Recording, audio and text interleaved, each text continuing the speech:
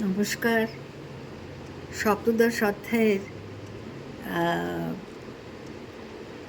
এবার তপস্যা সম্বন্ধে ভগবান বলছেন, পরমেশ্বর ভগবান ব্রাহ্মণ, গুরু ও প্রাজ্ঞগণের পূজা এবং শৌচ, সরলতা, ব্রহ্মচর্য ও অহিংসা এগুলিকে কায়িক তপস্যা বলে। অনুদ্বেগকর, সত্য, প্রিয় অথচ হিতকর বাক্য এবং বৈদিক শাস্ত্র পাঠ বাচিক তপস্যা বলে।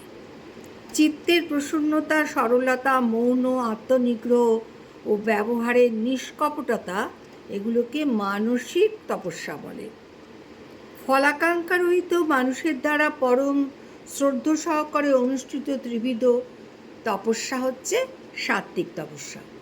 শ্রদ্ধা, সম্মান, পূজা লাভের আশায় দম্ভ সহকারে যে তপস্যা করা হয় তাকে এই জগতে অনিত্য, অনিশ্চিত এবং রাজসিক তপস্যা বলা হয়।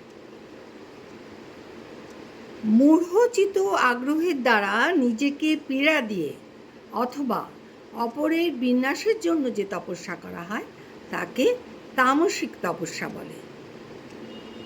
এইটা আমরা তপস্যা সম্বন্ধে বললাম। এর পরবর্তীকালে আমরা দান সম্বন্ধে বলবো। কোন দান কিভাবে করলে পুণ্য অর্জন করা যায় সেটা এই শ্রীমদ্ ভাগবত গীতায় বলা হয়েছে।